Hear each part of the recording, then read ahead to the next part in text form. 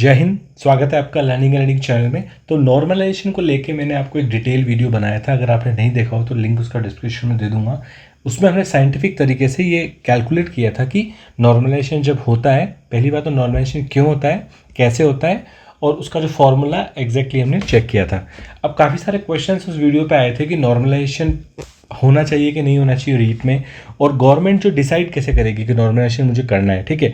और ये कैसे डिसाइड होगा कि किस शिफ्ट का पेपर टफ था, क्योंकि नॉर्मली क्या होता है कि आप जिस भी शिफ्ट में आप एग्जाम देने जा रहे हो और आपका अगर पेपर अच्छा नहीं हुआ है तो आपको हमेशा लगता है कि आपका पेपर टफ था और नॉर्मलाइजेशन का फ़ायदा आपको मिलना चाहिए, ठीक है। तो इस वीडियो में ये चीज़ डिस्कस करेंगे कि ये कैसे डिसाइड होगा कि कौन सा पेपर टफ था, और गवर्नमेंट के लिए क्या पॉइंटर्स होंगे जिससे वो डिसीजन लेगी कि हमको नॉर्मलाइजेशन करना चाहिए कि नहीं करना चाहिए, ठीक है। सबसे पहले तो मैंने आपको बात बता दी थी यहाँ पे कि आपका जो ये है पात्रता एग्जाम है, और यहाँ पे जो आपके परसेंटेज पासिंग जो मार्क्स हैं वो फिक्स हैं, ठीक है। 60% आपकी जनरल कैटेगरी के लिए और 55% और अदर परसेंटेज कैटेगरी के लिए मैंने यहाँ पे आपको क्लियरली दिया हुआ है। ST OBC MBC EWS इनके लिए आपका 55% है, ठीक है। तो ये आपका क्लियरली इसमें डिफाइन है कि आपको परसेंटेज मार्क्स जो है आपके फिक्स हैं।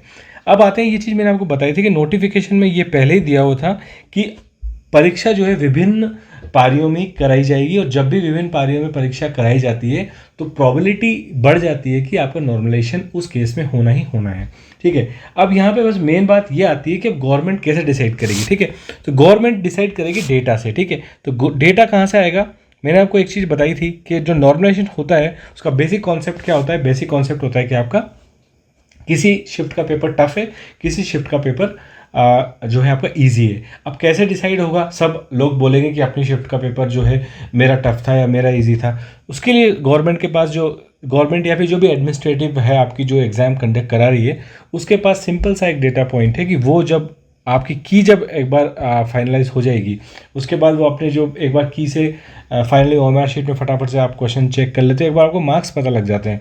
आपको एक बार सारे के सारे शिफ्ट के, शिफ्ट 1 के, शिफ्ट 2 के और शिफ्ट 3 के, शिफ्ट 1 के, 2 के और 3 के जो मार्क्स पता लग जाएंगे, जो आपका मीन निकाल लो।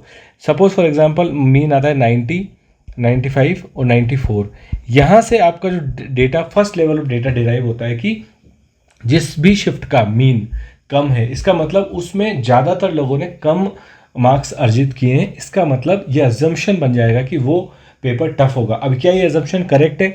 मोस्टली ये अजम्पशन करेक्ट होता है, क्योंकि एक वेराइटी ऑफ स्टूडेंट्स एग्ज़ाम देते हैं, जहाँ पे आपके ऐसे भी स्टूडेंट्स होते हैं जो वाकई में जिनके लिए पेपर टफ या इजी से फ़र्क नहीं पड़ता, वो कम ही मार्क्स उनके आते हैं। ऐसे भी स्टूडेंट होते हैं जिनके लिए अगर पेपर इजी है तो बहुत ज़्यादा मार्क्स आ जाते हैं, और टफ है तो वो एक नॉर्मलाइज मार्क्स ही ला पाते हैं। इससे आपका एक आइडिया लग जाएगा। तो यहाँ पे गवर्नमेंट के लिए ये एक फैक्टर होगा डिसाइड करने के लिए कि हमको नॉर्मलाइजेशन करना है कि नहीं करना है। अगर ये मीन आपका लगभग सेम आ जाता है, जैसे 90, 90.5 या आ जाता है 91, इस वाले केस में मुझे नहीं लगता कि गवर्नमेंट कोशिश करेगी कि वो नॉर्मलाइज करे, वो छोड़ देगी, क्योंकि इससे ज़्यादा फर्क नहीं पड़ता। अगर वेरिएशन अगर ज़्यादा आ जाता है, जैसा कि स्पेशली इस पर्टिकुलर एग्जाम में कहा जा रहा है कि एक शिफ्ट का जो पेपर है वो बाकी शिफ्टों से काफ़ी टफ था, तो गवर्नमेंट फिर ऑब्वियसली उस केस में डिसीजन लेगी और आपको नॉर्मलाइजेशन को करना पड़ेगा। कैसे होगा मैंने आपको बता ही दिया था, क्लियरली साइंटिफिक तरीके से हमने डिस्कस किया था। आप उस वीडियो में जाके देख सकते हो, डिस्क्रिप्शन में उसका लिंक आपको मिल जाएगा, एंड स्क्रीन में भी उसका लिंक आपको मिल जाएगा। अब उसके बाद बात करते हैं कि नॉर्मलाइजेशन आपका होगा तो ये आपका डिसाइड हो गया कि किस शिफ्ट का पेपर टफ था। ये कैसे डिसाइड हुआ? उसके मीन से डिसाइड हो जाएगा, ठीक है। उसके बाद जो आपका नॉर्मलाइजेशन निकल जाएगा, नॉर्मलाइजेशन निकलने के बाद किसी स्टूडेंट्स के मार्क्स प्लस होंगे, किसी स्टूडेंट्स के मार्क्स माइनस होंगे। डेफिनेटली ये क्लियर सी बात है कि ये होना भी चाहिए, क्योंकि जो स्टूडेंट अगर आपकी ऐसी कैटेगरी में आए हैं, ऐसे शिफ्ट में उनको पेपर देना पड़ा है जहाँ पे पेपर बहुत टफ था और एवरेज जो मार्क्स हैं स्टूडेंट्स को कम आ रहे हैं, तो ऐसा नहीं होना चाहिए कि उनको इस बात का नुकसान हो जाए क्योंकि उनका पेपर टफ आया था इसलिए वो पात्र ही नहीं हो पाए उसके एलिजिबिलिटी क्राइटेरिया जो आपका 60% या फिर 55 जो भी आपकी कैटेगरी है उस कैटेगरी में वो क्वालिफाई नहीं कर पाए। तो इसलिए ये बहुत ज़रूरी हो जाता है कि नॉर्मलाइजेशन करना पड़ेगा, ठीक है। तो यहाँ पे दोनों बातें आपको समझ में आ गई हो कि नॉर्मलाइजेशन गवर्नमेंट कैसे डिसाइड करेगी।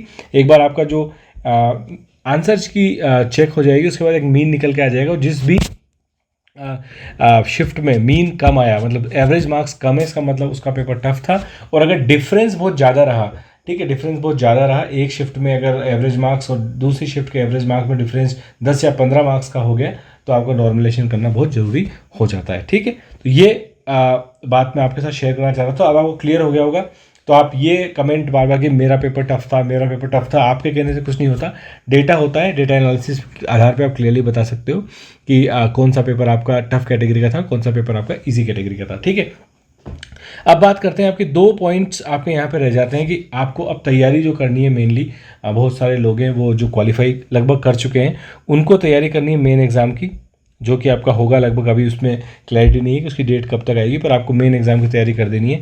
एक थोड़ी सी उस तैयारी से पहले भी आपको कुछ तैयारी, एटलीस्ट पात्रता का रिजल्ट आने से पहले कुछ तैयारी आपको पहले से करनी है। जैसे कि आपको एक तो बोनस क्वेश्चन वाला जो नॉर्मली एक स्टैंडर्ड अप्रोच होता है कि आपको कई क्वेश्चन जो हैं बोनस होते हैं, तो उस वाले चेक मेक श्योर कर लेना है कि जो भी बोनस क्वेश्चन हो रहे हैं वो आपके जो हैं आपने उसको सही लगाया है कि नहीं लगाया है। बोनस क्वेश्चन को लेके मैं एक सेपरेट वीडियो आपको बनाऊंगा। एक बार आपका जो कलेक्शन हो जाएगा वहाँ पे आप बोनस क्वेश्चन की डेफिनेशन को भी थोड़ा ढंग से समझेंगे। एक आपका कोई जो बहुत सारे स्टूडेंट्स हैं, काफ़ी सारे क्वेश्चन आ रहे थे OMR शीट को लेके कि OMR शीट सर हमने कुछ गलती कर दी है, क्या गलती कर दी है, OMR शीट रिजेक्ट तो नहीं हो जाएगी। तो उस सारी पॉइंट्स में मैं आपको टेक्निकली बताऊंगा कि OMR शीट होती क्या है और आप क्या क्या मिस्टेक्स OMR शीट में आपसे हो जाती हैं, उस केस में आपका क्या है क्वेश्चन करेक्ट होगा कि नहीं होगा। ठीक है, तो वर्किंग ऑफ OMR शीट मैं बताऊँगा, और ये आपके अभी नहीं, आने वाले एग्जाम जो होंगे, आने वाले आपके जो भी मेंस के एग्जाम होने वाले हैं या सेकंड ग्रेड का जो एग्जाम होने वाला है, उसमें भी ये वाला पॉइंट आपके बहुत फ़ायदेमंद रहने वाला है। ठीक है, तो दोनों चीज़ें आप देख लेना। इसके अलावा ये मेरे हिसाब से क्या क्या प्रॉब्लम्स आ सकती हैं, क्या क्या डाउट आ सकते हैं रीट अभ्यर्थियों के मन में, मैं अपने हिसाब से वीडियो बना रहा हूँ। लेकिन आपको कुछ स्पेसिफिक टॉपिक पे अगर आपको अंडरस्टैंडिंग चाहिए मेन एग्जाम को लेके, सिलेबस को लेके, मेन एग्जाम में क्या स्ट्रैटेजी, कट ऑफ वगैरह जो भी, तो मेरे को कमेंट सेक्शन में ज़रूर बताना। मैं आपकी सुझाव के आधार पर जो भी मैं सोच रहा हूँ उसी वीडियो में वो भी मैं ऐड कर लूँगा। ठीक है, तो इससे क्या है आपको भी एक कॉमन आइडिया मिलेगा समझने का, और मेरे को भी एक तरीके से आपको वेरियस जो क्वेश्चंस होते हैं उनको कलेक्ट करके एक सिंगल सॉल्यूशन वीडियो फॉर्मेट में बनाने की मदद मिलेगी। ठीक है, तो इस वीडियो में फिलहाल इतना ही, यही मैं आपसे शेयर करना चाह रहा था क्योंकि ये क्वेश्चन्स थे स्टूडेंट्स के, तो आपको क्लियर हो गया होगा।